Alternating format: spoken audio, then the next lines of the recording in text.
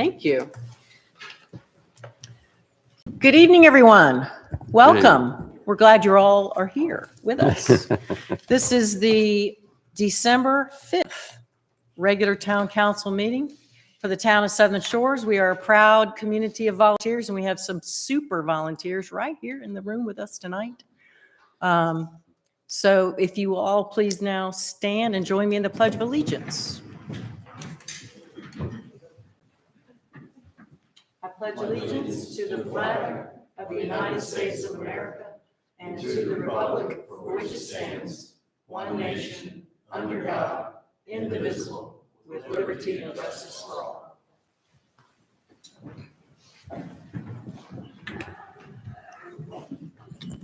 Thank you very much. We'll have a moment of silence.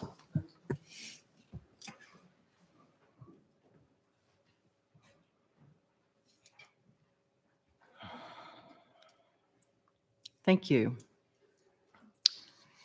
Council, we have an agenda in front of us. Would anyone like to make a motion to approve or amend the agenda? I'd like to amend the consent agenda to move item number 4 to new business number 6A. And this has to do with the budget amendment on the sand fence and beach grass. Very good. I'll second that. Any discussion? All in favor? Aye. Opposed? Motion carries. Thank you, Paula. And now I need a motion to approve the amended agenda. I move that we approve the amended agenda. Second. All in favor? Aye. Aye. Motion carries. Thank you. So council, our consent agenda includes items referring to tax pickup and releases, fee schedule amendments, and the town engineer contract extension. The one I thought I'd spend at least 1 second talking about is the fee schedule amendment, which features a new fee for repairing parts of trash and recycle bins, which are one of our super volunteers in our community, Joel Newton, suggested, and that's in our continued efforts to improve our trash and recycle management here in the town. So that's all that is. So motion to approve consent agenda, please. So moved. In a second? Second. All in favor? Aye. Opposed? Consent agenda is approved. Thank you. This evening is a special evening. It's called the organizational meeting for our town council. But before we move on to that, we're going to do something extremely special, which is say goodbye to one of the longest serving council members in Southern Shores history, at least according to his wife. Not quite. Leo may be the only person, though, who has ever served 4 years and then taken a time off and then served another 4 years. I believe you're correct. So lots of things to celebrate with Leo's service. I will say from my perspective, it has been a pleasure to serve with Leo. He's always a steady, solid person that will tell you what he thinks. He always wants to do what's best for the town, and you just can't ask for anything better than that. Any of the other council members want to say a few words before I turn it over to Leo? Paula? Well, I'd just like to say I've been here as a member of the public who was not happy with the town council when Leo was on it. And I found that he was always someone that you could disagree with without anybody being very disagreeable. And I've found that serving with him on the town council has been a pleasure, and you will definitely be missed. Matt? I just want to say it's been great getting to know you, Leo, serving with you. We came on together 4 years ago, and hope to keep seeing you around. Yeah, I'll be around. Short of going out in a box. Mark? Well, I've had the honor of serving with you for the last 2 years, and it truly has been. And I did not know that you were a tractor man, but a good tractor man, a green one, called the John Deere. So it has been truly. Well, we're going to still see you out walking. Oh, yes. I haven't run into anybody in this town who doesn't know you. So I think that it's you'll still have influence, and you'll still be with us. And it's been truly an honor to be serving with you. Thank you. Well, first of all, I want to thank Mary Ellen, putting up with, my 8 years on the council, because it does get challenging as when you plan something. Well, yeah, I got to be back on Tuesday night, or I got to be here on Monday morning. Of course, the other side of that, I was in the tourism board, so that was a Thursday, schedule. So that kind of caused havoc every now and then. I want to thank the residents that did put me in twice. And I think I am one of the only that stepped down once and then got reelected a second time. So thank them. But I want to thank this council. I had served on the first one, and it was a little challenging. But this one's been a privilege and a pleasure. And what I really liked is the teamwork that was developed, and I hope that continues after I step off. So that's that group. And then our town staff, I also had the opportunity of the group to serve or work with 2 different town managers. And of course, I probably got to know Cliff better, because after you spend 6 hours in a car, 3 going, 3 coming back to the North Carolina byway meetings in Wilmington and Emerald Isle and other places, you get to know each other pretty well. So that part we have, and we got a great staff with Bonnie in finance. She really helped me out there, keeping me knowledgeable, or making sure I knew what I was doing. And Sheila, keeping the minutes. Cynthia's the one, when you come to the town hall, the first person you see is her. She's been very good. And our town planner over there, Wes, and his group. So I've enjoyed working with everybody. The Chief Cole back there with his police department, and Chief Limbacher, and then the other group I want to thank is the planning board for what they've done for us. So I'll be around. I'll be in the background. May not be to every meeting, but I might watch you on TV. So good luck, and may the wind be at your back. Very good. Leo, I'll meet you around front.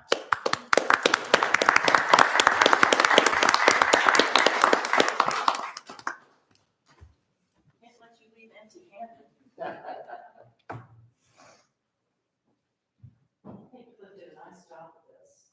Thank you, sir. Thank you for all you do for the town of Southern Shores, and will continue to do, by the way. You good, Chief? All right. Thank you so very much.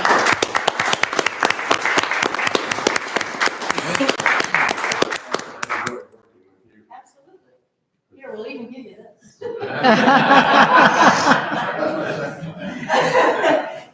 Add it to your collection.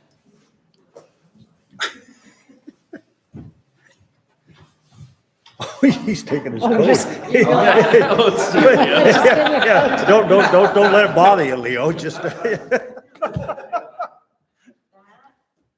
and this, right? Need a hand? All right. Okay.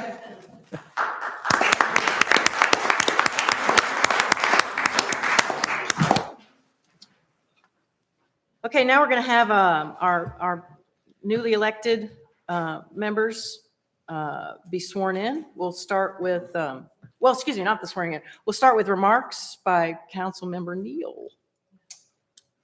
I want to thank the voters for sending me back up here for 4 more years, and the citizens of the town. I don't have many other remarks other than that. Okay. Thanks, Matt. We're glad you're here. We're glad you're back. Thank you. Mark? I'll get close to the microphone, Okay. just like you tell me to. Okay, I'm truly humbled and honored that the town would elect me. I was appointed 2 years ago. And the council had tremendous candidates in the pool to choose from. And when I got the phone call, I was flabbergasted. In fact, I was driving to Columbia. So, and headed west to see one of our daughters over in Raleigh.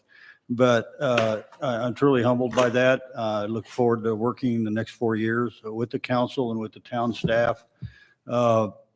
This is really a unique community. A number of us have had a chance to live in lots of places in this country, and even outside this country.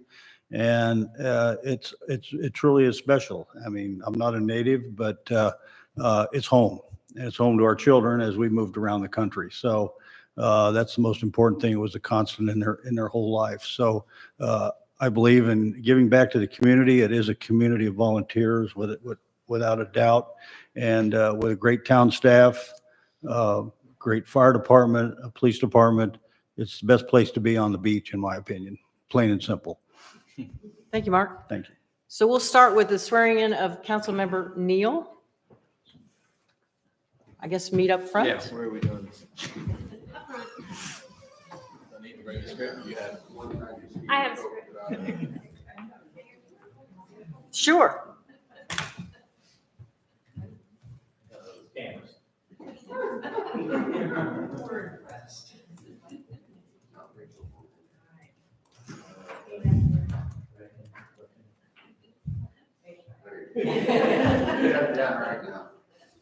I state your name.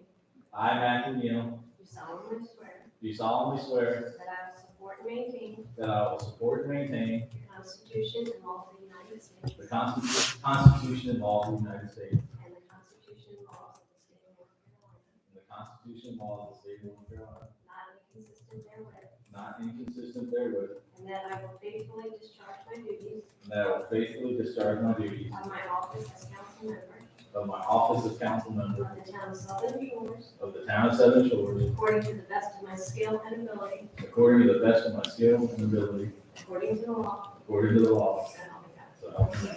Congratulations. Very good.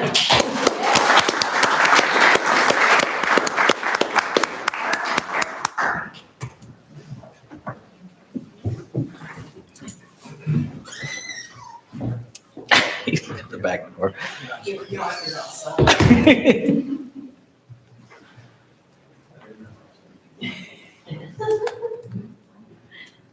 Left, right. Your glasses are good. I state your name.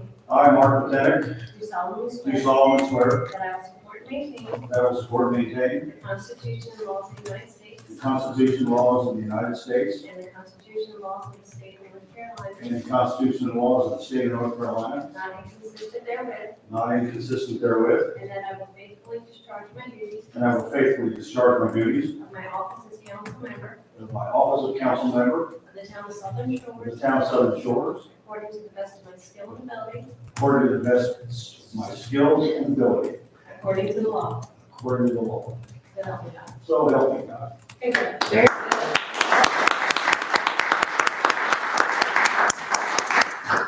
Now, the new member of the council, Rob Nielsen, and Marie, come on up, and you can hold the Bible here for your husband. And I guess so. You up? Left hand is up. Raise your right hand. You got it back. I state your name. I, Robert Nielsen, Do solemnly swear do solemnly swear that I will support and maintain that I will support and maintain the Constitution and laws of the United States the Constitution and laws of the United States and the Constitution and laws of the state of North Carolina, and the Constitution and laws of the state of North Carolina, not inconsistent therewith, not inconsistent therewith, and that I will faithfully discharge my duties and I will faithfully discharge my duties of my office as council member of my office of council member of the town of Southern Shores of the town of Southern Shores according to the best of my skill and ability, to the best of my skill and ability, according to the law. according to the law, So help me God. so help me God. Congratulations. Yay.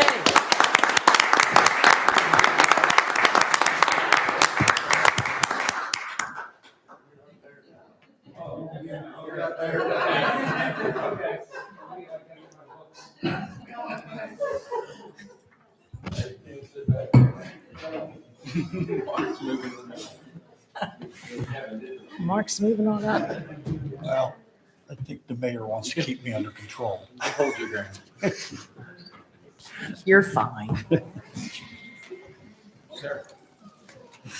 Welcome. Glad to have you. How are you? Good. Okay. So we're going to now organize ourselves as a council since we now have 5 seated members. We are going to make a nomination for Mayor Pro Tem. Mayor, it's my honor to nominate for Mayor Pro Tem, our existing Mayor Pro Tem, Matt Neal. And I am supportive of that as well. Any other nominations? All those in favor? Opposed? Motion carries. Nomination complete. Election complete. Thank you, Matt, for being Mayor Pro Tem. And now we have to assign someone to the county and regional council commitments appointments. So we're going to start off with the tourism board. We submit 3 names, but we have 1 person as the lead person from the council. Paula. So Mayor, it's my honor to nominate Mark Batanek to be our representative on the Dare County Tourism Board of Directors. Very good. Any other nominations? All those in favor? Aye. Motion carries. Thanks, Mark. Thank you. Give him heck. Big shoes to fill. Yeah, big shoes to fill. Yeah. What other 2 names now? The other 2 names would be Matt Neal, number 2, and Elizabeth Morey, number 3. Thank you for that. The next would be the representative from our town to the Albemarle Rural Planning Organization. And I would like to nominate Councilmember Paula Sherlock. She already serves in that capacity, and she has agreed to continue that service. Any other nominations? All those in favor? Very good. Thanks, Paula, for doing that. And last but not least, the Dare County Gov Ed Access Channel Committee. Mayor, it's my honor to nominate Rob Nielsen to be our representative on the Dare County Government Educational Access Channel Committee. Very good. Any other nominations? All those in favor? Aye. Thanks, Rob. Thank you. Appreciate you doing that. Mark can give you guidance on that. He has been our January 24th, representative. first meeting. So if you have any questions, you I've got it can for you also. take them to Mark. Council, on the next item of business, it's the meeting schedule resolution, which I think is on page 20. And of note, we have several conflicts with the first Tuesday of the month, which is our typical meeting date. So you'll see that our first meeting in January is January the 9th. Our meeting in March is March the 12th. And our meeting in April is April the 9th. And the March is because of the primary elections. And also the April meeting changes because of the spring break of our local school system. And the general election is next November, so we're going to meet on November the 12th. So we just need a motion to approve the calendar of council meetings. So moved. Second. Any discussion? I think I'm okay with the meeting as scheduled, but I may be absent on June the 4th. Okay, And maybe if council allows, we can maybe address it in March or okay, as we get closer. Just leave it as it is for now. all right, very good. All those in favor? Aye. Aye. Any opposed? We have a calendar, council meeting schedule. Thank you. All right. Moving along, staff reports. We will now hear from our Deputy Town Manager, Planning Director, Mr. Wes Haskett. Good evening, Wes. Thank you, Mayor. Good evening, members of council. I'll touch on November permits first. For the month of November, a total of 46 permits were issued. Those consisted of 9 zoning permits, 20 building permits. One of those was for new construction. There were also 15 trade permits, 1 lot disturbance stormwater management permit, and 1 sign permit. The total amount of fees that were collected for the month of November was $14,126.49. With respect to code enforcement, warning citations, there were 4 of them mailed for solid waste ordinance violations. They are starting to slow down. And speaking to Mr. Newton earlier, he has made a big difference in the town, I believe. I think you can notice that it's noticeable when you ride through the town, I believe. With respect to the land use plan update, the consultant submitted the draft plan to DCM for their required review on November 1st. I think I previously reported that. And we received their comments on November 27th. Most of the comments addressed by, or can be addressed by updating the CAMA matrix in Appendix A. There are also 2 new maps that need to be added to the plan, which address water supply and wastewater, along with new descriptions and 1 policy clarification. The consultant hopes to have those comments addressed within the next couple of weeks. And the plan will need to go back to DCM for their review again. The consultant is also looking at to see whether or not the revised draft plan will need to go back to the planning board because of these changes due to the comments. So if that's the case, then the planning board would consider it again in January. We'd send it back to DCM immediately thereafter, and possibly have the plan in front of you all for adoption in February. With respect to the planning board, they will meet on December 18th here at 5 o'clock for their regular meeting. Purpose of the meeting is they're going to hold a public hearing. We have another variance application. This will be the second one of the year. And this is submitted by Gerald Susi to seek relief from Town Code Section 36-202D4, minimum side yard setback. And this is for the property located at 17 9th Avenue. And time permitting, the board may consider ZTA 2305. And this is a text amendment to revisit our lot width requirements. As most of you can recall, we amended it earlier this year to make it a little more strict so that we could address it and come back to visit it again later on, which is what we've done. The planning board will take a look at it if they have time in December. That'll come to y'all January, February, most likely February. Any questions? Nope, I'm good. Were the planning board comments, were they severe? The Were they major, minor? DCM comments? Yeah, the DCM. I would say that they're pretty minor. And I asked the consultant, I said, it was about 1.5 pages of pages. Okay. And I asked, is this, about the same amount that you've had or less or more from other communities? She said it was a little bit less. Okay. Okay, thanks. Any other questions for Wes? Thank you, sir. Appreciate it so much. You're welcome. Looking forward to completing our land use plan update. I know you are as well. We'll hear from our police chief, Chief Cole. Good evening, sir.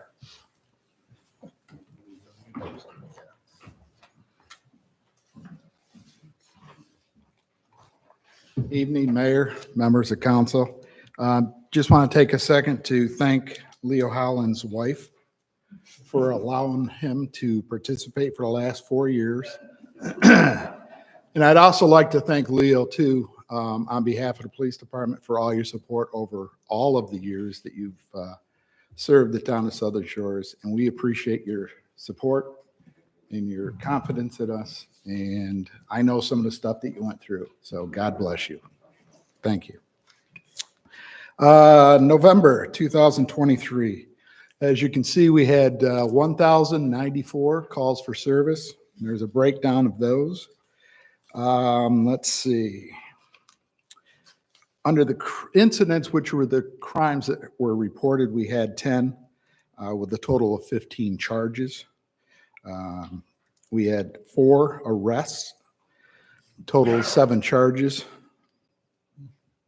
We, officers, they conducted, 27 traffic stops, issued 7 citations and another 14 warning citations. We had 0 ordinance violations. That's not to say there weren't violations, but we didn't find any. And 1 motor vehicle accident, reportable motor vehicle accident for the month of November. Questions? Thank you. I'm sure I should know this, but what is a suspicious condition? It could be, we've had quite a few of those because of Ripple. Somebody walking around in a yard, a lot of other, you'd be amazed how many houses, vacant houses have cameras, and we'll get a phone call from somebody in Maryland saying, there's somebody walking around my house. And it's sometimes, I believe Dominion, actually they were at our house today. My wife called me. And they're swapping out the meters. So it's those types of things when they call them. We check them out. Anything else? Any other questions for Chief? Thank you. Thank you, sir. Appreciate all you do to keep us safe. Chief Limbacher? Good evening.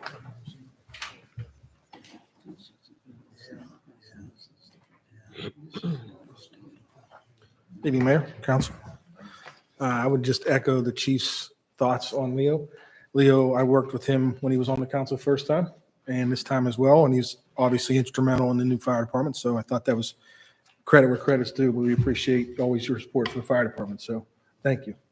And thank you for that. We won't tell anybody though. We know who the boss is. Okay. Moving on. So the fire department responded to 60 calls, which is up 9 from last year. And there were 2 fires under other, which was basically a rekindle of 8th Avenue. One was on Pam Ridge Court in Currituck. 2 building fires. One was on obviously the 8th Avenue, which was a total loss. And then the Hilton, which was right at the end of the month there. That could have been a real problem, but luckily crews really did a good job there and got on it. So thank God. But we had 5 patient assists, 34 EMS calls, 1 motor vehicle accident, which is right at the station there at South Dogwood and North Groton Highway, which was a motorcycle versus vehicle. It's actually Kitty Hawk, but we were there first. Got dispatched to it. 1 gasoline or flammable liquid spill, which was on Ocean Boulevard and Pelicans Watch Way. 1 gas leak on Jingate Trail, which was basically unfounded. 2 wiring problems. One was at Walgreens, which is an HVAC problem in Kitty Hawk. And for those of you who don't know, we obviously mutual aid with Kitty Hawk. Starbucks, there was a dishwasher burning up. 4 service calls, beach wheelchair, some detectors, a Knox box, repairing a Knox box.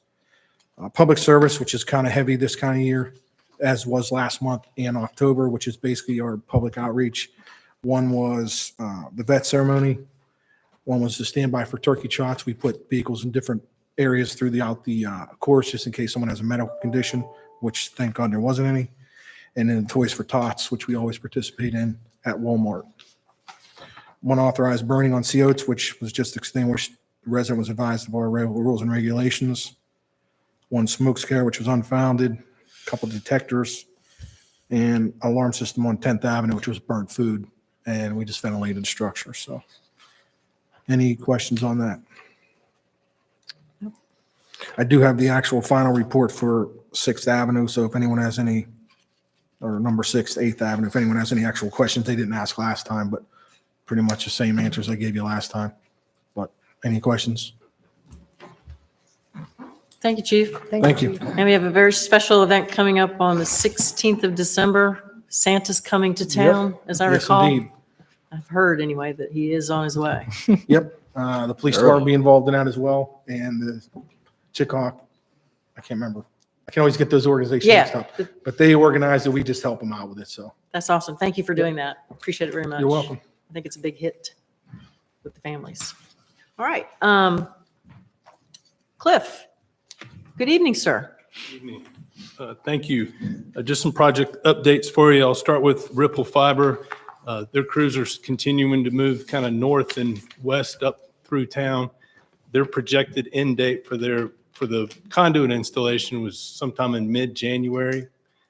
They've slowed up some, and it's in large part because there are just so few utility line locator crews, and they're kind of at the mercy of thankfully, and hopefully, before they can, do the work, they rely on those crews. So, but they're moving along. I want to give credit to Wes.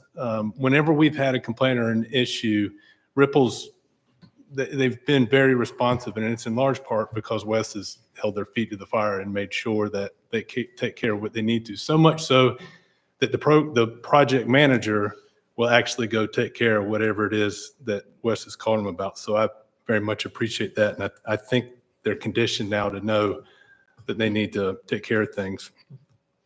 We should know next week when their fiber will be live and folks can start subscribing and receiving the service. Update on the culvert replacement at Trinity and Juniper. Just late today, we received the roadway plans, 35% complete, kind of a draft of the roadway construction plans. David Bradley and I, the Public Works Director, are going to set up a call to go over those. Things have been moving, progressing a little bit slow, but it's kind of that slow work period that they're in. But we're trying to make sure we have everything lined up to give you a good presentation of where we are at your February council meeting. Let's see, the NC-12, the path on the east side is progressing. They're about nearly halfway through, I would say. I think they poured about 26 yards of concrete today up to Trout Run. They're formed up to 170 Ocean Boulevard. So that I'm pleased with the progress there. And thankfully Ripple and Hatchell Concrete, who's laying the concrete there, have worked. As luck would have it, the projects kind of collided, and they've worked real well together. Ripple has moved to the other side of the street, and it's avoided a lane closure on NC-12, so I'm thankful for that. The survey work that you authorized to kind of look at potentially planning a sidewalk on Juniper and Skyline, both of that survey data has been collected, so it's going to be it's being inputted now, converted to a CAD drawing. So we should be able to here maybe in the next couple of months present to you kind of a conceptual opinion of cost, give you some options and whether or not we want to proceed with that. The survey work's also been done for the next phase, I guess, of the NC-12 path, switching to the other side of the road from East Dogwood up to Hickory. As you know, we got a grant for that project. Our plan would be kind of follow the same timeline of the present project. We'd start that construction sometime in the fall. And the Chickahawk, the long-awaited moving the sidewalk along Chickahawk on the south side of that road, we've got a end date of having that completed before Memorial Day. And so Wes has communicated is in the process of communicating to that builder that we're taking the right-of-way back 1st of March so we can get this done. That should give them plenty of time to prepare for that project.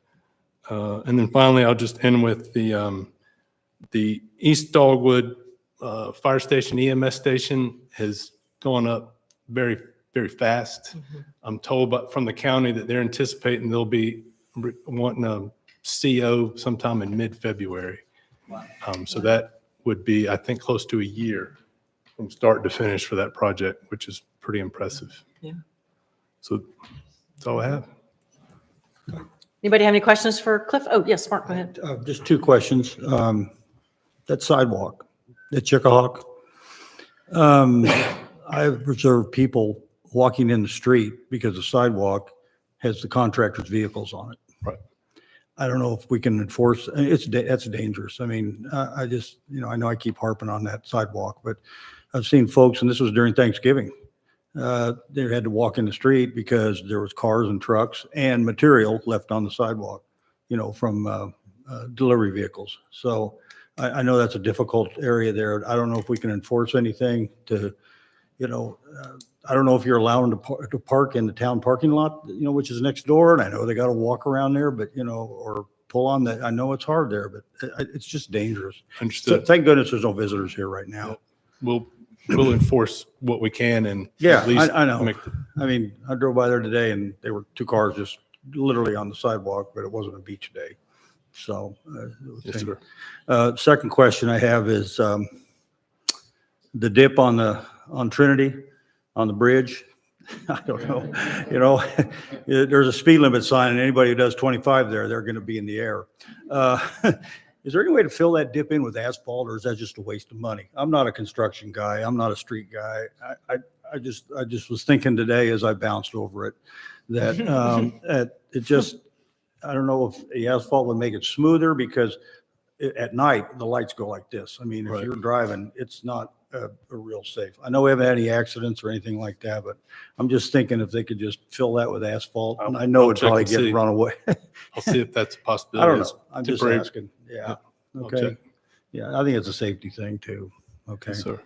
All right, that's all. I'm sorry. Thank No, you. it's a really good thing we're going to put a bridge there. Yay. Yay, Get rid yeah. of that speed bump. It just seems to be getting deeper. Yeah, it's probably worse. I mean, if you, those of us who live down that side of the street there, it just seems like that. All right. Thanks, Cliff. Appreciate it. Philip, good evening. Anything from you tonight, sir? No, ma'am, nothing for legal, which is always a good thing. That is a good thing. Always a Just a brief question about the lawsuit. Are we still just on the second round of 30 days ticking off? Yes, there's been no answer filed by the state yet. Okay. And, assuming that will happen between now and the next regularly scheduled meeting, we'll circulate a copy of the answer Okay. to Cliff so that he can get you guys a copy of it. Okay. Very good. Thanks, Philip. Sure. We have general public comment. Anyone signed up? Thank you. Oh, good. Steve's here. Good evening, sir. Come on up.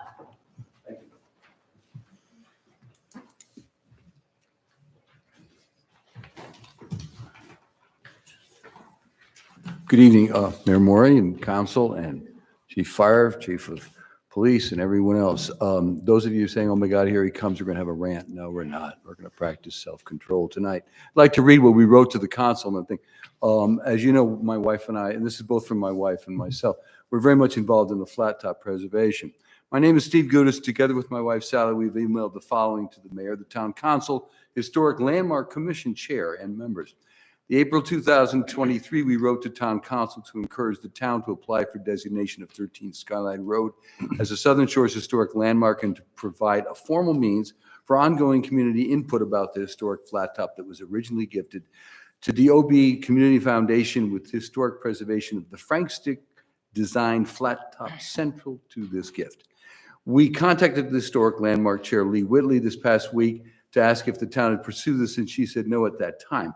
We greatly appreciate that Cliff Ogborn met with us and Chris Samhain of the Community Foundation in response, and we're honored to be asked. To our question about the process of the Community Foundation plans to use the town to access the foundation's Flat Top Preservation Fund, this fund is endowed that was established for the preservation of 13 Skyline Road when it was legally gifted to the foundation, initially. We also appreciate that Mr. Ogborn has reached out to other historic flat top owners for input about maintenance and care of that building. And we would like to see a committee established to provide input about the preservation of the historic aspects of this home. Otherwise, the historic aspects of the property may deteriorate or be compromised. The Community Foundation was a great steward of this historic aspects of this property, of the physical property, while it was used by their offices. We know that the practical aspects of the town, and we're very prescient of the expediency of the necessity of maybe using this home as temporary housing for police recruits. This is important, but we feel they can be balanced with the need for historic preservation of this property. We feel the Historic Landmark Commission is the most logical citizen entity to be involved with providing input regarding preservation of the property. Designation by the Historic Landmark Commission would help balance the many practical needs for the town, use of the building with the important need of preservation of the Frank Stick design home and his legacy. Okay. Our Southern Shores Historic Flat Top Owners Network was very involved with collaborating with the town with the Historic Landmark Commission was established, and we remain strong advocates of this effort. We still encourage all our flat top owners to consider historic designation. Regularly invite Chairman Lee Whitley to be present and speak at our owners gatherings when we have the Flat Top Tour, and maintain our Facebook page that features this historic landmarks. We are continuing our support of the need to preserve these historic homes by holding our biannual Southern Shores Historic Flat Top Cottage Tour on Saturday, April 27th, 2024 from 1 to 5 p.m. We hope you will join us for the 2024 tour. And Cliff, Mr. Ogborn, we appreciate greatly of the efforts and the things that you've done in this direction and the guidance that you provided us when we asked these questions. And I'm finished. And I thank you all very much. We're very excited about the town acquiring this property and maintaining its physical integrity, all that kind of good stuff. Good evening. Thanks, Steve. Thank you. Thank you, Steve. Would anyone else like to address the council? Seeing none, we'll move on to old business, which we don't have any. So we'll skip right over to new business. And so we're going to start with the budget amendment for sand fence and beach grass? And a explainer from our town manager. Okay, thank you. So the reason this had to come off the consent agenda is because I need to request that you add additional funding, additional dollars to the budget amendment. When we put this together, originally it was, the budget amendment request was for $15,000. 10,000 of that was to install sand fence, and 5,000 of that was to make sure that we had the funding available to keep up with Lynn Schmitz and the Better Beaches folks, so that we had grass on hand to try and keep up with them. The sand fence that we have, it's stored over at Mans Harbor. It's 112 50-foot rolls that were left over from the project, the most recent project. The reason it's left over is because we had planned to put 2 rows of sand pits in some places. The CAMA kind of frowned upon that. And so since we've got those left over, they're paid for, we wanted to go ahead and try and get those installed sooner rather than later. So the sand fence just isn't sitting in Mans Harbor. It's on the beach collecting the sand and building the dunes. And again, keeping up with the grass that, the volunteers are working on. So we went and we got a quote. The quote was $39.80 to put out a 10-foot section. That math came to $22,288. So my request is that you add $12,288 to this budget amendment to install. That's enough money to install that fence. Now there is the chance that we're unable. We have to meet the CAMA rules. We have to meet what the CAMA specifications are.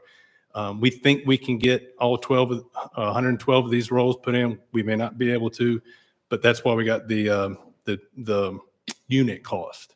So the most we would spend would be $22,288. That's my request, and that still leaves 5,000 additional funds for more grass, for more beach grass. So what's the number that you need to amend the budget amendment to?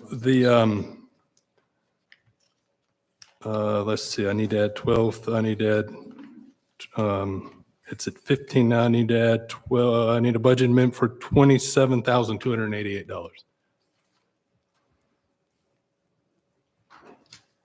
27,288. Yes, ma'am. Okay. Any questions for Cliff? That covers everything. Yes, sir. Transportation of the rolls back from Mans Harbor. Yes, sir. Okay.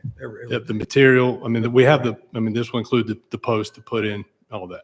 When would this happen? Right away? Hopefully, Hopefully. yes, that's our goal, is to get as much in so we can capture the sand over the winter. Then And- Len can finish planting. Yep. And is CAMA, are we in contact with CAMA? Are they giving us a estimate about how long they're going to get back to us with an Well, answer, or? As long as we're putting it in and meeting their specifications, we should be fine. If we Okay. have any questions or issues of okay, does this, the last thing I'm going to do is put in fence and have to take it out. So I'm Right. going to make sure it meets the rules. If we have a question, then CAMA can advise. Okay. So clearly we're in contact with the folks from CAMA. Got it. Okay. So council, I'd like to make a motion that we amend the budget amendment number 21 to be in the amount of $27,288 for additional grass and sand fencing. And this is coming from the beach nourishment part of the CRF. Correct. That's my motion. Second. We have a motion and a second. Any discussion? All in favor? Aye. Opposed? Motion carries. Thank you. Is that good, Bonnie? Thank you. Okay. Now we have a very special guest with us tonight, Mr. Ken Wilson from CPE, to talk about our beach nourishment project, which is how many months old now? Almost a little over a year. A little over a year. We finished most of the sand in November of last year. We added a little extra in May. Yeah, that's right. But no, do I need use this as a mouse pad? All right, perfect. Gotcha. Yeah, I was joking with Leo when I walked in. I told him that the reason I came all the way up from Wilmington was to be here for the event today. But I mean, I'm really pleased that the timing worked out. It's been great. I've been around working for the town. I think in Leo's current or just retired tenure and the previous tenure, some of that time as well. So it really has been. I echo everybody's sentiments. It's an absolute pleasure to work with him. But the majority of the reason that I'm up here today is we completed back in May the first installment of monitoring these projects. When these projects go in, we want to watch and see how the sand performs. We use all the best techniques that we can to design these projects, but when we put them out there at the mercy of Mother Nature, things tend to happen that are a little unexpected. So we put tight controls in there so that we can monitor this and we can understand that. And every year we come back and give an update. So this is kind of the first, since the entire project has been built, the first monitoring update that we've provided. But you've got a couple of new council members, or at least one new council member, and it's been a while since I've come up. So I wanted to give a little bit of background, a little bit of recap, just to set the table here. I know you guys deal with a lot of different issues, so we'll do a little bit of a refresher of the 2022-2023 project. So we've talked about this a number of times. When we first started working with the town, we wanted to establish some specific goals. If the town was going to move forward and do a beach nourishment project, what was the reason behind that? And so the established reason was, one, to provide a reasonable level of storm damage protection to those oceanfront houses and public infrastructure. Two was to try to mitigate long-term erosion rates. And three would be maintain a healthy beach that provides sufficient usable beach and supports valuable shorebird and sea turtle nesting habitats. And so that's kind of the goal and setting the table for why we would take such an action. All right, so let's talk about those goals real quick. When we talked about reasonable level of storm damage, you'll remember back when we first designed this project, the area that was identified as vulnerable primarily was from about 4th Avenue South. And so this arrow up here shows the portion of the beach project that's really focused in making sure we're providing a reasonable level of storm damage reduction. The rest of the town was determined that protection was already in place before the project went in. Along the entire town, we want to mitigate any impacts of long-term erosion rates. So if we're losing sand, we want to make sure there's enough sand out there to mitigate those long-term impacts. And then in terms of maintaining a beach that provides sufficient usable beach, that was the primary factor focus in that area north of 4th Avenue. So that's going to come back in when I talk about the results. I'm going to be talking about north of 4th Avenue and south of 4th Avenue. And I thought it was good to just put those goals up there so we understand that. Show this cartoon that kind of shows how beach nourishment works a number of times, but it's real helpful to reiterate some of the ideas and concepts we'll talk about tonight. And so the idea is that when you build a beach nourishment project, you put all of the sand and you kind of stack it. Some places you'll build a dune. In this particular cartoon, we're showing a dune, and then you build the sand out, a nice wide dry sand beach. But part of that design is anticipated that a portion of that sand is going to move off into the offshore portion. And this is where we and elected officials can get themselves in trouble, because when that sand hits the beach, everybody's patting you on your back and everybody's super happy. And then storms come through, the sand moves offshore as it's supposed to, and people say, whoa, we lost half of the sand. So every chance we get, we try to reiterate that this is part of the process. This is part of the design. And I was looking at some photos over the last couple of days preparing this. This is one picture that we took from the drone just south of Mockingbird Lane looking south. But if I zoom in up here at the upper part of the screen and I blow this up, you can actually see, I don't know if my mouse, yeah, there we go, the mouse. You can actually see this little step in the beach fill. And the reason for that step is that all of this section of the beach was built up to about November 7th. The contractor shut down for 3 or 4 days for weather, and then they restarted on November 12th, and they started building this section. And so when this was built 3 days earlier, it actually was that wide. But just in that little storm, it's starting to move that sand offshore. So this was just something that caught my eye over the last couple of days. Anytime we can show a picture instead of a cartoon, it's even better. The other aspect of this graphic is, like I said, we build these projects. There's a certain amount of sand that's supposed to stay in place in perpetuity that provides a certain level of protection. The other sand that's shown with these green arrows is the advanced fill. This is the sand that is out there basically that will erode away over some period of time so that our design doesn't start eroding away. We call that advanced fill. And so when you've lost that advanced fill, that's when it's time to start putting back additional sand, and that's how you get into beach nourishment, beach renourishment. All right, here's some I'll fly through these pretty quickly, but this is just kind of a time lapse of some of the photos from the project. This was the very first day of pumping on October 7th, right around 60 Ocean Boulevard. This is a few days later, about a week and a half later. They've built everything down Kitty Hawk Pier, and now they've started moving north. This is the first day, October 18th, that they started pumping on the North Dolphin Run pipe subline. You'll remember there were 3 sublines, so they're moving south to try to join up with the rest of the work that was constructed. This is out to November 12th, so they built everything south of Dolphin Run at this time, and they flipped the pipe, starting to move north.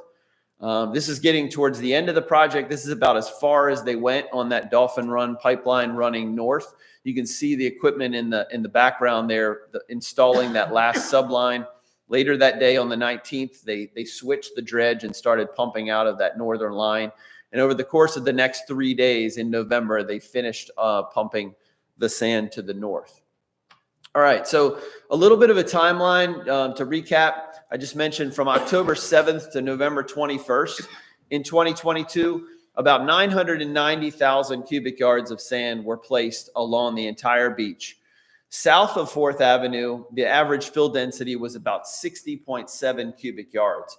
North of 4th Avenue, that fill density was about 13.6 cubic yards.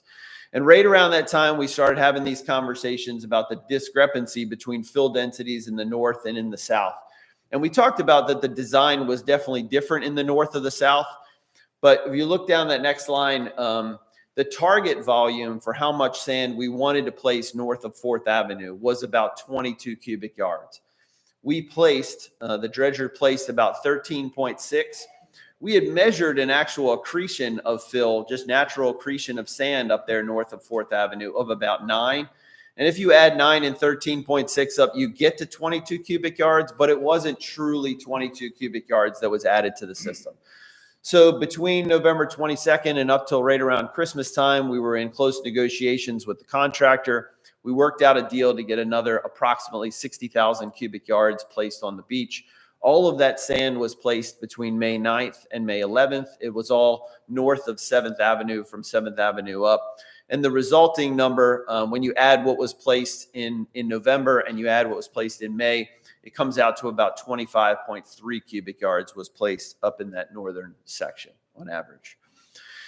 All right, so what I'm going to talk about tonight, beach monitoring basics.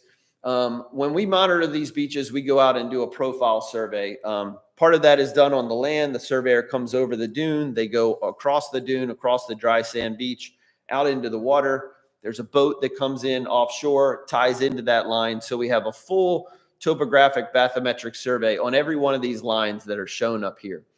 So we've got about 23 stations along the town of Duck, approximately 1,000-foot space. You'll see in that northern area, there's a little bit of irregularity so that we can divide that 4th Avenue section north and south, and we get some good volumes there. But those are the profiles. And then we primarily look at 2 different things. You'll hear us talk about shoreline change. Essentially, shoreline change, what we're showing in this graphic is we've done 2 of those surveys when we produced this graphic. One was done in 2015. One was done in 2017.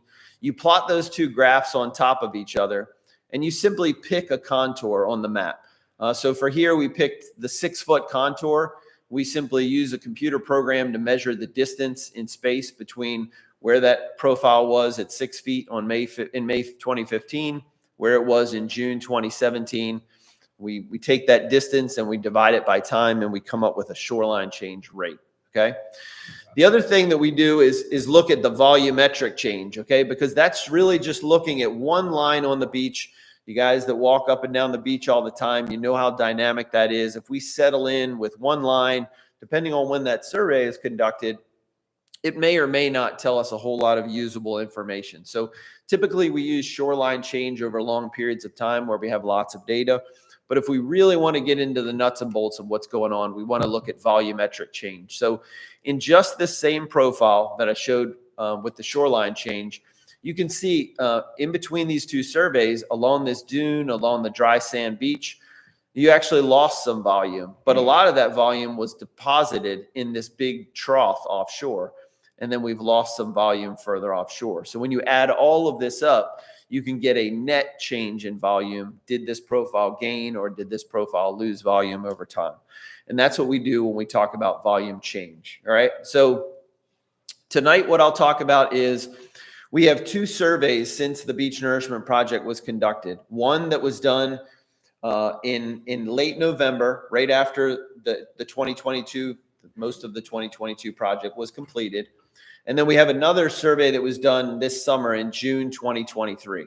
So we can see how the sand that was placed back in November has moved around in that 7-8 month period of time.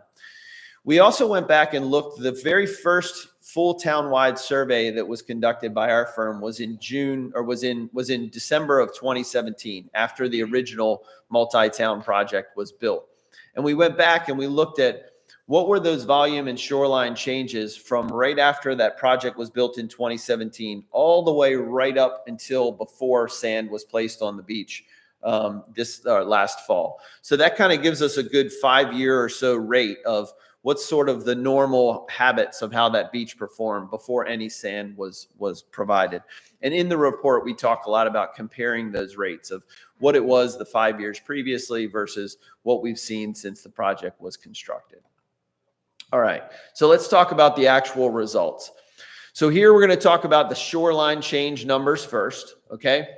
So over on the right-hand side, where it says shoreline change rate, this is the rate that was measured over that long-term period. So from that first survey in December 2017, all the way up until before sand was placed on the beach. In the town of Southern Shores, we saw actually a positive shoreline change rate of right under a foot per year in that northern section, north of 4th Avenue. But south of 4th Avenue in the central section, for those of you that don't know, the central section goes from about 500 feet south of Chickahawk Lane up to 4th Avenue. So the southern section would go from just south of Chickahawk Lane down to the Kitty Hawk line. All right, so we've got rates for all three of those. A little bit of a gain up in the north, loss of about 4 feet per year in the central, and a loss of about 6 feet per year down in the south. When we look at the numbers just over the short period of time that since the Beach Nourishment Project has been in place, you see a gain in the north. Now, my guess is that that gain in the north has something to do with in May, we actually placed more sand up in the area from 7th Avenue north. And I think that's why that number is a positive, because the other numbers are negative. The central number is a pretty high number. It's 45.5 feet per year. The southern number is 9.4 feet per year. And then when you average all of them, you're about 20 feet per year. Now that sounds like a lot if we continue to lose 20 feet per year. But again, I go back to this graphic that shows when that sand is put out there. When we did that initial survey in November of 2022, most of the fill configuration looked like that. But between the surveys, we get that migration of fill offshore. And when that happens, your shoreline is going to shrink down. All right, so we wouldn't expect those high numbers to continue, but typically when you do that first survey after beach nourishment, you do see some high shoreline change numbers. All right, so let's get into the volume change. All right, so in this graphic on the left-hand side, the central column, I've got the amount of volume that was placed as a result of the Beach Nourishment Project. All right, all in told, a little over 1 million cubic yards was placed. This is the number that we measured in volume change since the project was constructed. We've gained almost 400,000 cubic yards of sand in the project area since the project was constructed. That's an unusual trend. Typically, after you would place sand on the beach, you would expect this slow rate. That's why we put that extra sand out there. You would expect this slow rate of volume change to start chewing away some of that advanced fill over time. But in this case, we've actually gained about 400,000 cubic yards. I'll talk about that here in just a second. That's from 12 to negative 24. That's from all the way up to the dune crest and even behind the dune, all the way out to the minus 24. I got you. Correct. So in simple terms, the ocean. I'm sorry. Sorry. In simple terms, the ocean has put 400,000 cubic yards of sand up there? That's correct. Is that? What Matt was just asking about though is when we measure volume change, when I showed that graphic, that green and red graphic, we have to figure out a distance offshore of where do we stop our calculation? Do we stop it where we can walk into the water and still be chest deep? No, you stop that calculation in a lot deeper water than that. You stop that calculation out in about 24 feet of water offshore. Because when these storms roll in, you get sand that moves off of the beach and it moves down into your bar system. And then in calmer times, it can move back up. So if you just measure out to like 3 feet of water, you're going to look like you lost a lot of sand, but it's right offshore and it's still providing wave break protection and it's going to move its way back up onto the beach. So you have to build a wide enough envelope to say, what I'm seeing isn't just weather patterns from day to day. This is true gain or true loss of sand over time. So we use that depth offshore. There's a lot of science that goes into why we pick that contour that's in some of the older reports. But essentially, if our hunch here, based on other monitoring that we've done up in Currituck County, some monitoring, some similar results we've seen up in Duck and Kitty Hawk as well, is that just outside of where we said our limit of volume change will be, there's probably still some volume out there that may have been pulled offshore 3, 4, 5 years ago by bigger storms. And as long as we don't get, a huge hurricane with a direct impact, if you have relatively quieter periods of time, the literature would suggest that some of that sand can move its way back on shore. Now, we don't have 400,000 cubic yards on the beach, out to the bar. This volume is out, it's spread thin, maybe a foot thin over a large area. And that's where we get those actual volumes. But it's still in the system that we're trying to maintain, and it's still seen as a net positive. Okay. If we lost 400,000 between next year and this year and next year, well, that still means we haven't lost any of our advanced fill. So we'll take that 400,000 and put it in the bank and save it in that regard. So that's a good thing. In terms of project longevity. All right, so now we're looking at volume change rates, okay? Over here on the right, similar to a slide I showed previously, this is that long-term trend, all right? So long-term from 2017 to 2022, we saw a gain of about 5.3 cubic yards per linear foot over that period of time. That's per year. In the central section over that same monitoring period, we actually are now showing about a positive 0.4, just under a half of a cubic yard per year rate.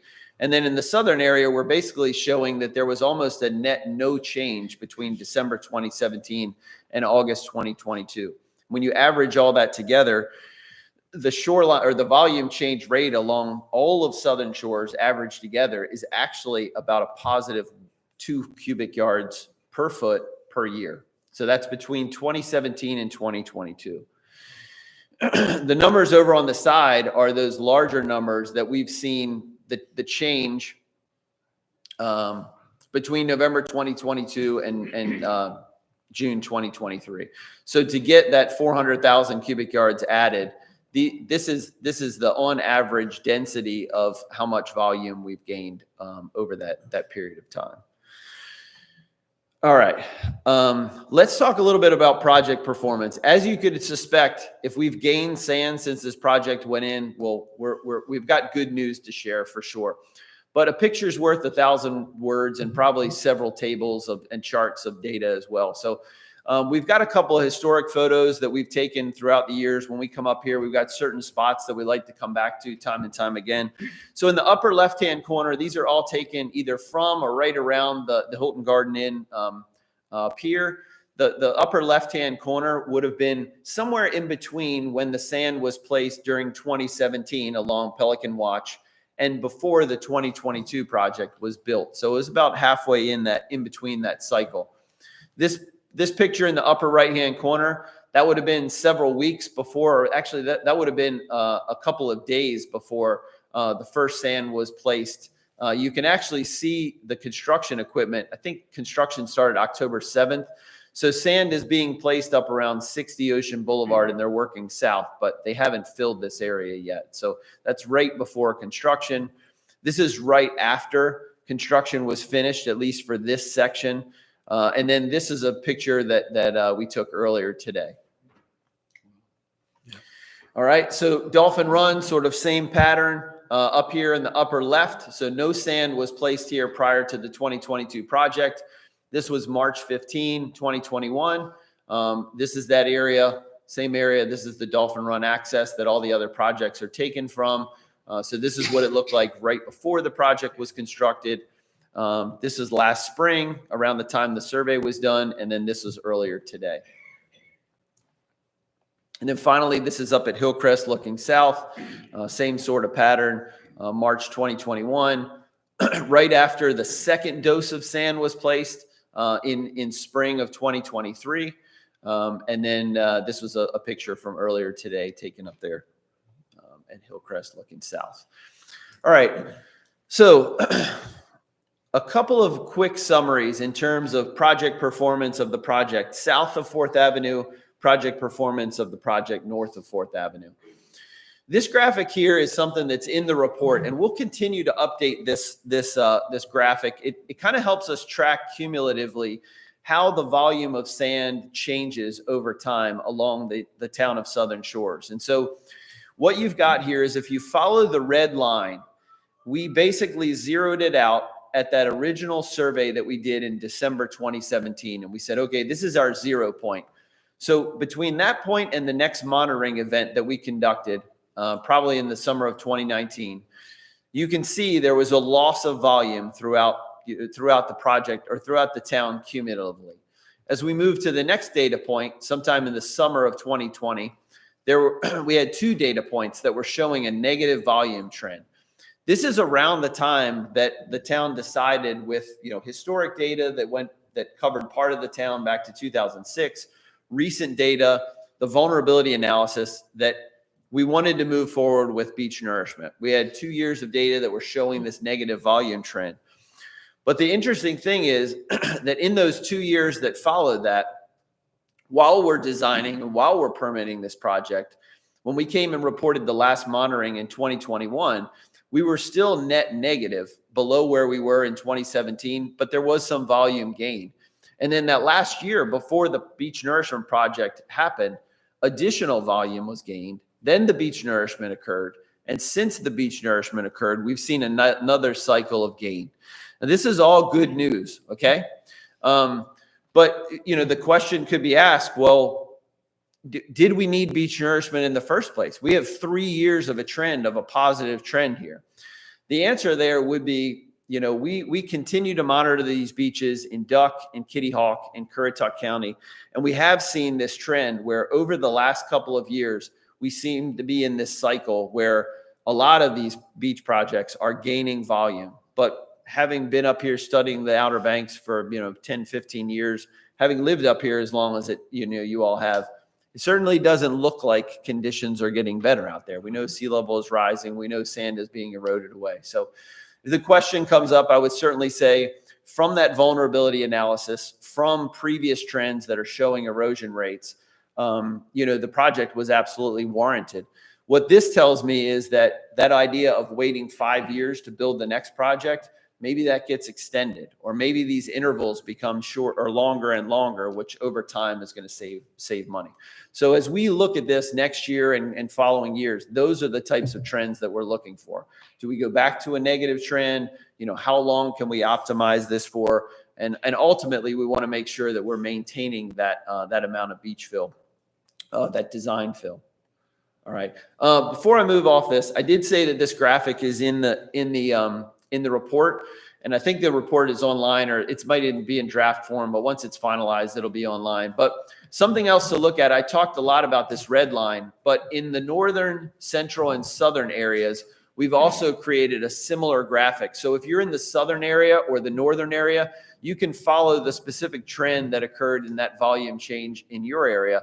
And if you look at this blue curve, you're actually seeing in all 5 instances, we were showing a volume gain, which is again why we came to the conclusion that we didn't need to place as much sand up there in the north area where we were really focused on widening that beach.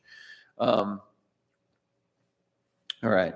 So project is definitely performing well in the southern section. In the northern area, we talked about the goal was really to maintain this usable beach width.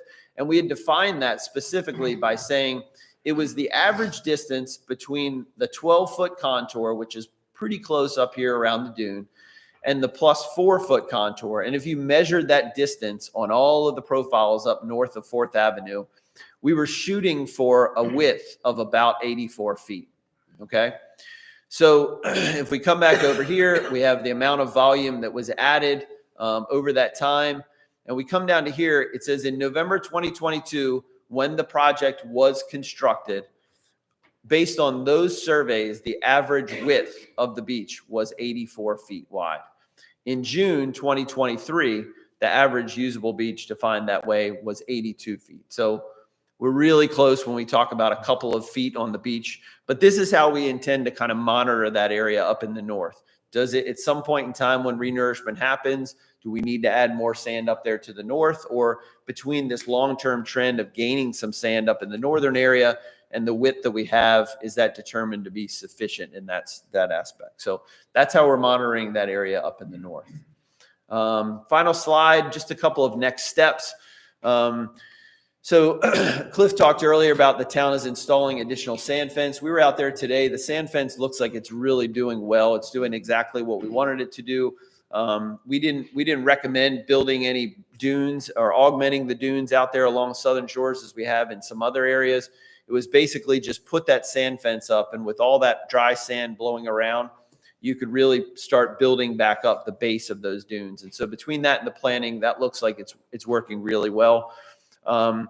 We would suspect that in 2024, Cliff and I will have to talk about the contract. We typically do those contracts on a year-to-year basis. So if you guys want to go with us, we're happy to do that. You know, we really enjoy looking at that data and you know, building that trend and trying to figure out you know, what we're learning so that the next time the project gets designed, we move in that direction. There's some cost savings with doing it with the other towns, but that survey would most likely be done in May and June, and then I'd probably be back here sometime around this time in 2024 providing that update. We're always looking at project optimization.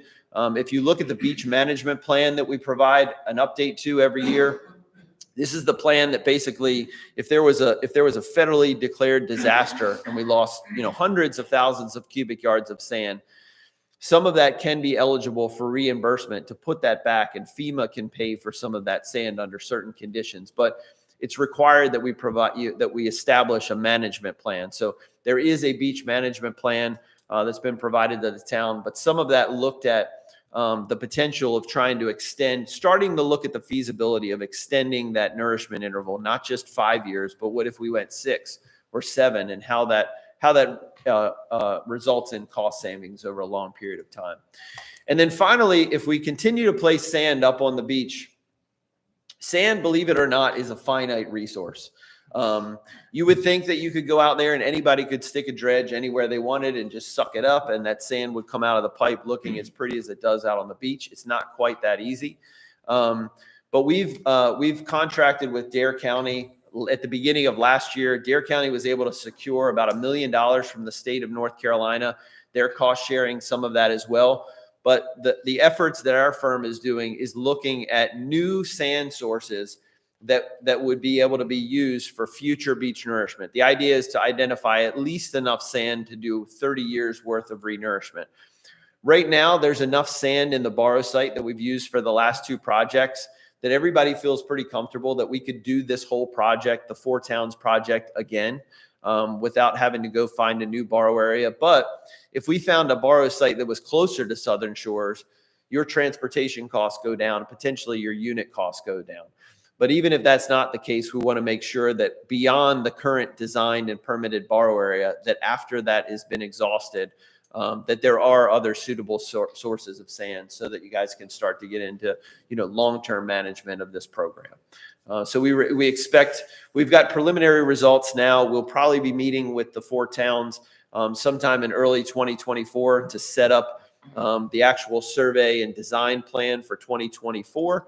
But by the end of 2024, we should have other borrow areas designed and designed ready to potentially be used for the next beach nourishment project if it makes financial sense.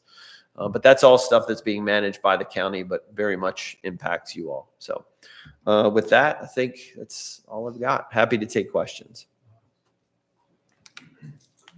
New beach grass having been planted, Len, right there. Anybody have any questions for Ken? I don't have a question, but I just have to say, I'm not an engineer, so I have to trust a lot of what's up here. Understood. But, and I know our town is full of lots and lots of people who would understand. Could we come up with could you work with Cliff maybe to come up with a short statement for those of us that can't dig through all of this to say, this project was a success and this is why we deem it a success? Absolutely. Thank you. Absolutely. Great idea. Love that. Okay. Thanks, Paula. The only other thing I'll say is just being on the beach this summer and people who come down regularly and rent and all that, they were Blown away. wildly blown away. But now I'm on the south end, but they were wildly blown away by the length of the beach. And then I heard complaints about, it's such a long walk to the water. So, we love hearing give me that. one, We give me love hearing another that. one. But anyway, the comments were all positive for what the town did. It really was. Oh, So, absolutely. yeah, it was really cool. Great. Yeah. Glad to hear it. I'd like to reiterate what Paula said, because when I went around and knocked on doors in the campaign, there were, a fair amount of people who questioned the whole notion of beach nourishment. So as part of a communication strategy, to have something that is consumable by the layman, maybe red, blue, green, I don't know, some sort of kind of little code Sure. to say, hey, here's where it's built up. It's built up by a lot. And then here's the criteria. And we were successful. No, that's great feedback. I mean, we've been at this long enough. We understand some of the pitfalls, and we're always looking for constructive feedback like that to try to make it easier. I mean, it is complex, and at times you there's so many numbers that you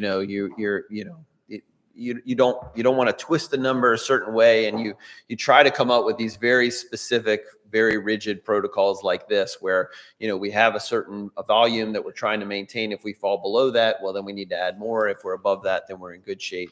The distance, things like that, it helps us be able to stand by our work and make the cool thing about these projects is that when you know you're going to have to add more sand to the project at some point in time, the whole time leading up to that, you want to know as much about how the first project performed so that you can improve the placement of the next. You can place it in the right areas, the right thickness, so that every time, the project gets, dialed in more and more and more, and the costs come down. You get more and more efficient at it. So appreciate that. And we're happy to work with Cliff for sure. Come up with that communication document. Dave. How often do you do a survey?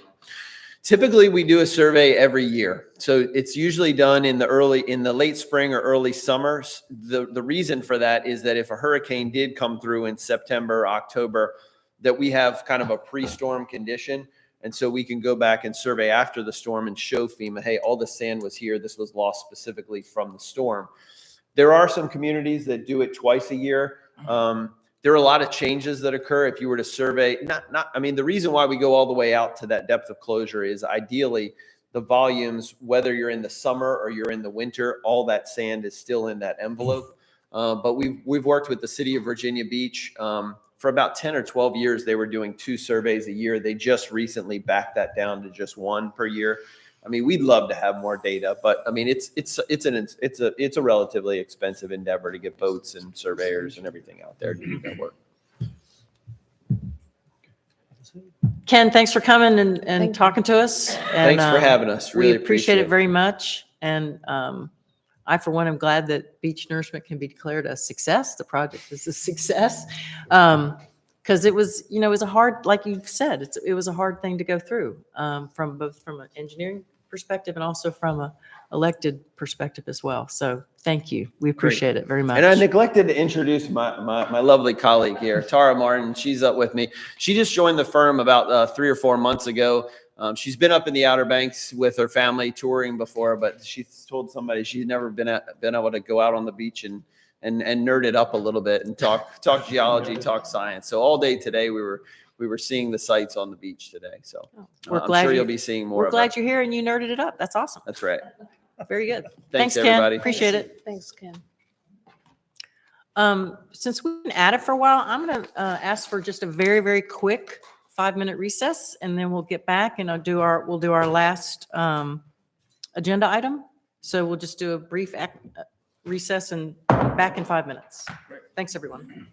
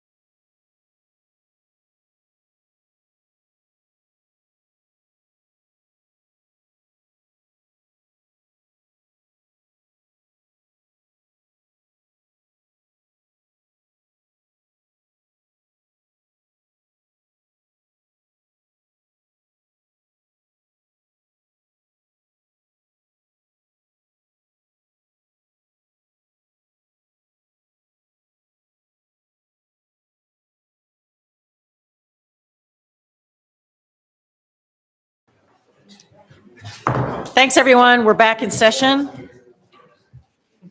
Next on our agenda is the Skyline renovation considerations. I guess Cliff is going to kick us off.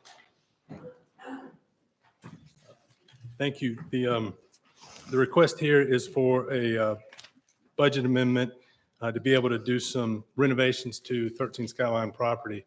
The chief and I kind of kicked this agenda item off at your last meeting. First, I do want to say it, but I respect everything that Mr. Guda said, and there's no intent whatsoever to compromise the integrity of, as the town of Southern Shores, to compromise the integrity of a flat top would be career ending for me. So I don't, and what we're proposing to do here will not do that. It would, if we made these renovations, it would not take away the ability for this property to be designated as a flat top. So I just want to say that from the get-go. But the idea here is to be able to move it back from office and do some renovations and repairs to make it residential, with the hopes that one day it would be, it could be in the near term, an attraction to have a police officer, and it could be temporary housing. And that can be done on a month-to-month basis. So there again, it doesn't wrap the house up in perpetuity for a single use. And so what we're talking about here is replacing some of the flooring, replacing some of the fixtures, replacing some of the lights. And this gives us a start at doing that. We know also that with any renovation like this, there are going to be things that we weren't prepared for. And one of the things we're concerned about is making sure the electrical wiring is up to code. And that probably something that we find out as we get into this. But the police chief has put together a list, itemized list, kind of broke it out into two parts. We're asking for a budget amendment for the renovations at $21,150. We don't plan to spend that. We plan to put some of that in reserve for furniture in case we need it. If we were to hire a police officer and they had what they needed, then it would make sense for us to purchase it. So that buying the furniture would kind of be later as needed. So police chief can answer any questions. I can do so as well. But hopefully from the list of these, list of the items you see here, these are probably things we would want to do regardless of whether it's used for housing or not. So the other part of this, the budget amendment, is $36,150. An additional $15,000 is being requested, and that's we have an idea now of operating this property until sometime, I guess, later than we had anticipated. And so some of these expenditures for the cost of the house went over to budget years. And so so we need to make up that shortfall as well. So again, the request is for $36,150, $21,150 would be for renovations, and $15,000 to cover the operating expenses and legal fees. Okay.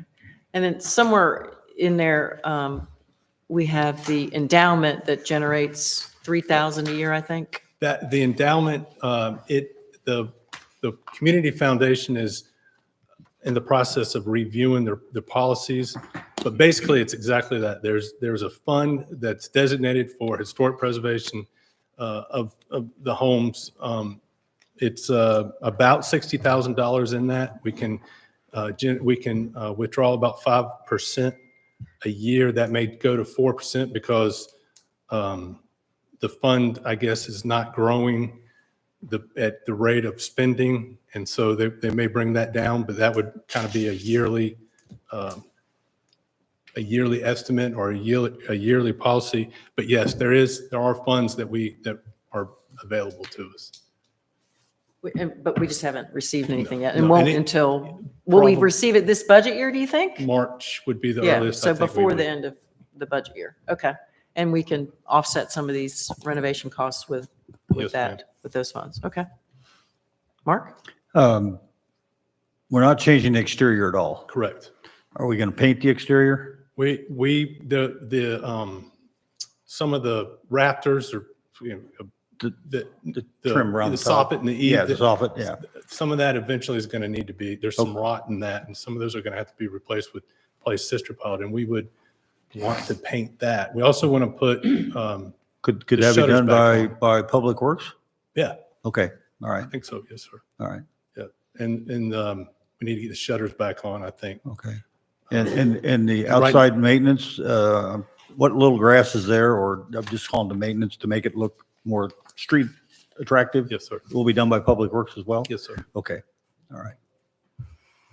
Chief, And Chief, then- got anything? The manager said we're going to try to keep it as close to original as we can. But we want to make it decent. Right now, for example, I think most of you are already seen it. It's set up for an office. It's got the great big fluorescent lights and stuff, and Right. in the bedrooms. Our biggest thing is, matter of fact, I'm meeting with Kitty Hawk Carpet tomorrow to get a price on doing the flooring. And then we'll do LVT in the kitchen and the bathroom, but because the floors are like this, LVT is just not going to work. So carpet is what we're going to go for. And just replacing what really needs to be replaced. And that's, the bathroom, which is very dated and in pretty rough shape and those types of things. Not going to put a second story on it, Steve, or anything like that. So, but just the basic things to try and get it back to a living house that you're not ashamed to have somebody stay in. Yeah, I mean, it's been 20 years since someone lived there. Right. So, yeah, Matt? What's happening to the porcelain sink? Which one? Oh, the one Lab that's, sink in the main room, main house. I'm going to save that, and that's going to go into the That's like a other. $1,500 sink. Yeah. Right now. That's going to go in the other section Okay. when we tear, because that bathroom's even worse. But my plan is to use that vanity when we redo the other Second bathroom. Okay. Yeah. Because this one here, that vanity, it's a beautiful vanity. Yeah. But I don't think it's conducive if you get a family in there and there's just not enough storage. Then other than the shower mixing valve, the shower surround was fairly intact. The only negative is the low cast iron tub. Yeah, the tub's in pretty rough shape, but some of the tiling is starting to come off too. Yeah. And my problem trick with is, that. I don't know when the last time that was used, so I don't know what leaks and what doesn't. And I mean, I'm just gonna just tell as- you, you're gonna get into that galvanized pipe and you're gonna have more trouble than using the tub. I know, So I know. But at the I would- same time, I would keep the basin, and even if you want to do the surround separate. Sounds like we need to set up a time for Chief Cole and Yeah. Mayor Pro Tem to get I'm together. fine with the budget. I mean, I And think- make a I think plan. There's a light touch. and I also know, The other my- thing, the MC cabling, like I would strip all that out where possible and get some Right. of the bracketed surface mount boxes. yeah, So, anyway. yeah, because my other experience is sometimes when you just kind of take things, bits and pieces and that, then you go, geez, I wish I'd just done this all the first time. Now I got to go back through. So Yeah. I can see it both ways. But You yeah, might find that lab sink goes right out to the side yard too. yeah, that would be interesting too. And the only other thing too is that, and I think I've got it figured out where we can, if we hook up a washer and dryer, where we can run the drain into the. Would that be in the kitchen. garage? Yes. Okay. Yeah. Yeah. And there's already, I haven't tested it, but there's 220 out there already, I believe. I told Cliff they've got all-in-ones that run on 110 now too. Right. Doesn't need no vent, so you don't have to penetrate the wall. Yeah, that would be nice too. And we're only talking about the front part of the house, the living area. We're not talking about the back apartment. No, that. We're to not going me- to touch me, the back that's- apartment. We're just. That's talking- something down the road. Make sure everybody knows that. Yeah, That's what you're talking about. Yes. The Yeah. second story addition, right? Yeah, The second no story. second stories yet. And then the screen porch we're going to add. Oh, yeah. A patio. And no, okay. But it is the Chief, front part we're Who's talking doing the about. labor on this? Is it all Public Works or? It's mostly me, probably. And some, Well, then I'll help. and seriously, and, Yeah, and some caring hands. Yeah. You'll be Yeah. volunteer. Yeah, it's all Volunteers. volunteer Volunteer. Wow. So we'll, that part of it. we'll try to get more volunteers. There's Yeah. people that probably be interested in helping. Yeah. Thanks, Chief. There's a lot of volunteers with skills in Uh-huh. certain areas. And of course, Matt is very skilled. Because I mean, that's the volunteers. He's got lots of Used to. time on his hands. Yeah, he doesn't have any time, but he'd be a good consultant for free. Voluntold. All right. Thanks, Chief. Appreciate it Thank very you. much. Thank you very All much. Cliff, let's talk a little bit about the aspect or the issue of the historic value of the home, which is, very important to us, and pursuing something with the Landmarks Commission about getting an historic designation. Do you have any thoughts on that? I think it's certainly something we have talked about. We have considered it. The two of the biggest values of that program is preserving the house, which we're going to do. And then for the homeowner, there's a tax break, which we don't pay. So, the house is just kind of naturally preserved in that way. But getting it designated as historic landmark would seemingly, I wouldn't think, it's ultimately y'all's decision. The committee makes a recommendation to you and you write a certificate of appropriateness. I think it's worth at least having discussions about it and get together with Lee Whitley and the Landmarks Commission folks and talk it through and sort of come back to the council with a proposal, is what I would recommend, because I think it's worthwhile for the town. You know why the community foundation didn't do it? We never asked. Yeah. Yeah. Interesting. And it may have had something to do with the fact that it was used as an office rather than a residence, but I don't know. Yeah. Yes. Okay. Come on, Dave. Dave's an expert on There's no this. downside if you're not taking the tax deferral anyway, and it makes a statement to the town Sure. that this is one we care about. Yeah. Because the risk of doing this anyway with any house is you get back that deferral if you change your mind. So you can change your mind later. if you Right. want to. Yeah. I just think it makes us. The sign will look cool in the yard. The sign will look cool in the yard. That's all the reason we need. Thank you. There's a lot of traffic up there to see that. Right. Yeah. Okay, so we need a motion to approve a budget amendment in the amount of $36,150 for the 13 Skyline renovations. I'll make a motion to approve budget member number 22. And I'll second. Any further discussion? All those in favor? Aye. Opposed? Motion carries. Thank you. Thank you. And if anyone who's listening or has interest in this, and we'll put it in the newsletter at some point. If anyone out in the community wants to give us some feedback, give us some ideas, suggestions about 13 Skyline, we would love to hear from you, no doubt. So we will continue to have this conversation. The house is going to be there. It's been there for 70 years. It's going to hopefully be in better condition when we're done with our renovations. So we would be happy to have a conversation about 13 Skyline. Any other public comments tonight? Seeing none. We'll move on to council business. We've just adopted a calendar, so our next meeting will be Tuesday, January the 9th, right here at the Pitt Center. And I would like to, again, extend my warm welcome to our newest council member, Rob Nielsen, and you get to go first for your council comments because I didn't let you talk before. So we're glad to have you, Rob. Well, thank you very much, and I'd like to thank the voters of Southern Shores. I learned a lot when I knocked on doors, and I was very pleasantly surprised at the positive reception.